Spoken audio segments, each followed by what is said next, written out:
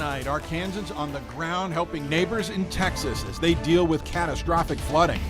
Plus, a restaurant landmark in Pine Bluff shutting their doors after more than 50 years. And a little later, we verify the security features some of your cards might have to help protect you from fraud.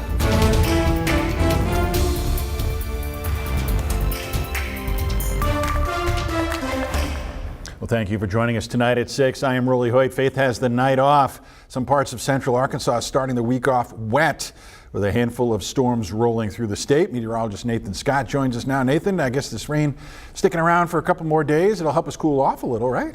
Rolly, we've got unsettled weather in the forecast all the way through the next few days is definitely going to be the scenario with scattered showers and storms bubbling up each day. And that does cool us down temporarily before the sun comes out and then we warm things back up. But we still have some action happening here on radar at this time. We did have a downpour in Little Rock earlier this afternoon. Now the focus is really starting to develop over Arkansas County and Deshay County. That's where all the lightning is located.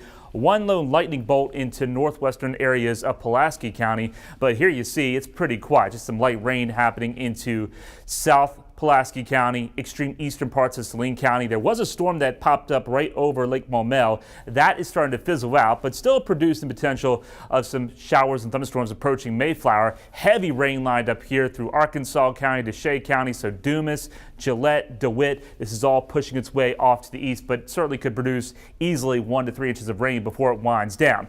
Scattered showers and storms will stick around through the rest of the evening. They will diminish in coverage and intensity as we go into the overnight, and then we'll do it again on your Tuesday.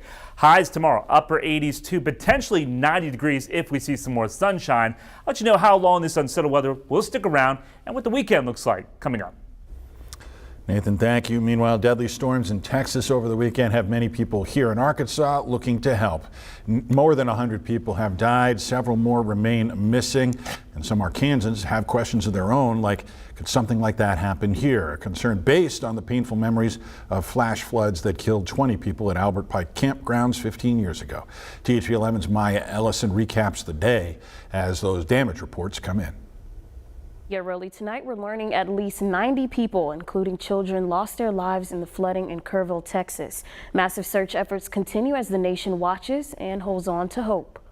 It was heartbreaking and gut-wrenching. That's Kelly Franklin, an alum of Camp Mystic, and these past couple of days have been the hardest for her to face. I went to Mystic starting in '98 and then all the way up to '03, and it's just devastating to see how it looks right now with everything being torn up. Camp Mystic, one of many locations in the Texas Hill Country, affected by, quote, catastrophic flooding over 4th of July weekend. Officials say at least 27 campers and counselors lost their lives, adding to the rising death toll. And I want to keep having hope, but it feels like somebody's gripping my heart and squeezing it. Like if there was somebody I knew that was still at camp, my heart would have broke.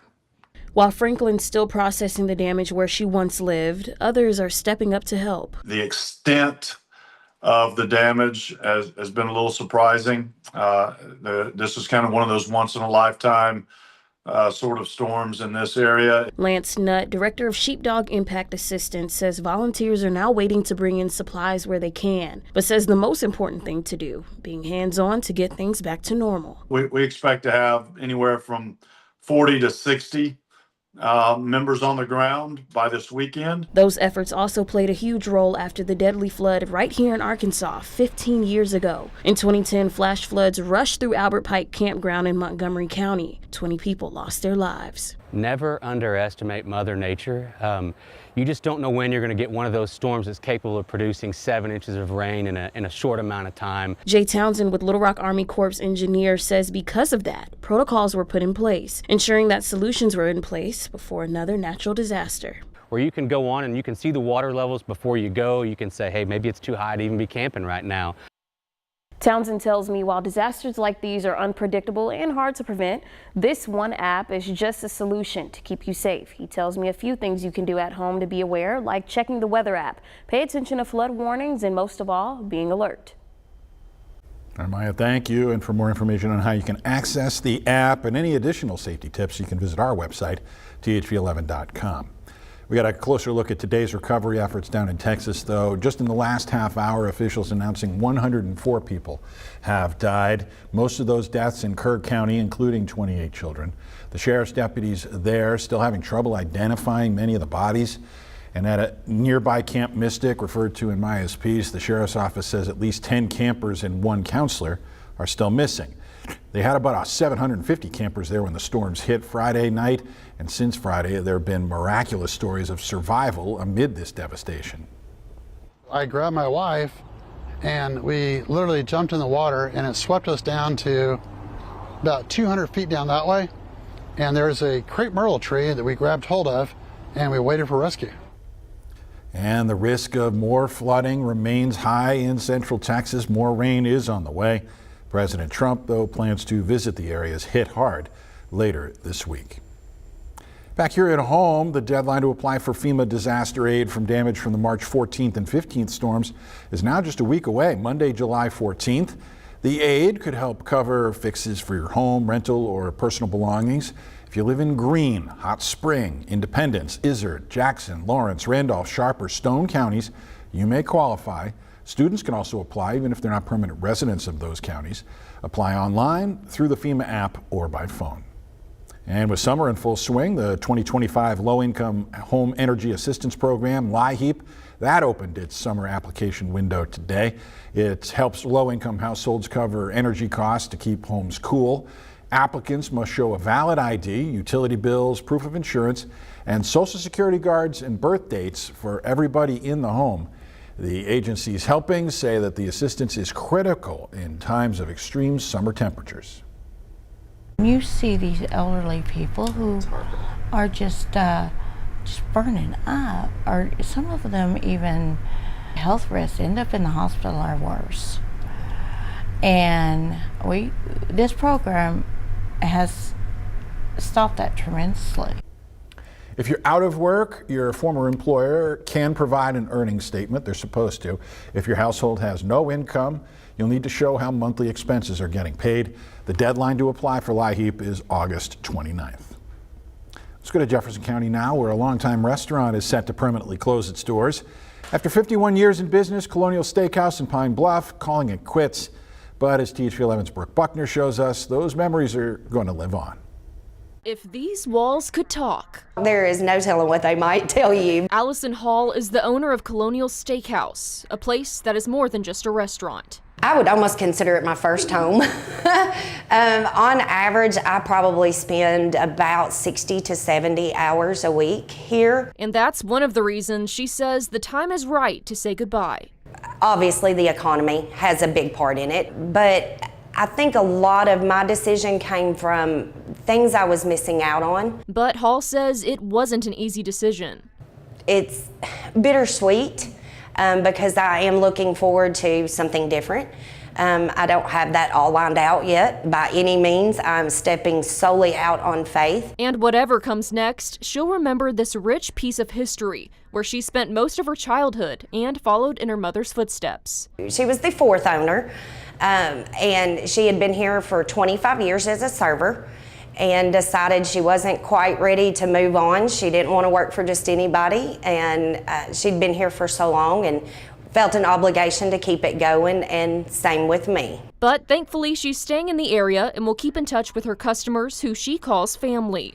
Customers like Tom Brown. You'll find him and his wife at Colonial every Friday night. And you're a long-time customer. 46 years. Wow. I was 17 the first time I went to the original Colonial Steakhouse on 5th Street. At the restaurant that holds a lot of special memories for his family. My daughters both had their wedding receptions there. When I adopted them years ago, our very first celebration at the Colonial was there. And what he says he'll miss the most? The people. And the food, of course. The Colonial House Special and sauteed mushrooms. In Pine Bluff, Brooke Buckner, THV 11 News. Brooke, thanks. And the Colonial officially closes next Tuesday, the 15th, a week from tomorrow. In the meantime, Hall says the phone is ringing nonstop for customers trying to make that one last reservation. Let's take a closer look at this. Ribbon cutting for the brand new headquarters for Special Olympics Arkansas over in North Little Rock. Governor Sarah Huckabee Sanders on hand for the event. She says this new space will serve more than 30,000 athletes, 1,700 coaches, and 16,000 volunteers. A building made possible thanks to private donations as well as $3 million in state funds. And the governor talked about the effect that volunteering with the Special Olympics can have. Kids of all abilities play sports and make friends through competition and realize that every single child deserves a spot on the field. We thought we were going to volunteer and teach these kids how to play, but what really happened was they were the ones who taught us about teamwork, about drive, and about the meaning of friendly competition and what it can mean for every single competitor. The headquarters is on the same lot as the building the Special Olympics called home for around 25 years before it needed to shut down after a flood during the ice storm of 2021. Well, concerns that staff cuts at the Weather Service affected when alerts went out for that deadly storm in Texas. Why weather officials say there is a shortage, but it didn't affect their preparations. And using credit cards could give you a little extra security from fraud. The difference between your credit and debit cards when we come back. And we're starting off the new work week with wet weather remaining in the forecast. Keep that rain gear close by because each day there's going to be a daily dose of downpours somewhere in Arkansas. The rain chances do start to drop off going into the weekend. I'll have more on that weekend forecast and if there's any severe weather potential coming up. Look forward to that, Nathan. Also, here's a look at what's coming up tonight on our THV 11 Plus app, a focus on saving another generation. We've got the expanded THV 11 morning show now on THV 11 Plus from 7 to 9. You can still get up with Hayden, Karen, and the crew at 5 on the air and on the app. Keep that schedule handy. We'll be right back.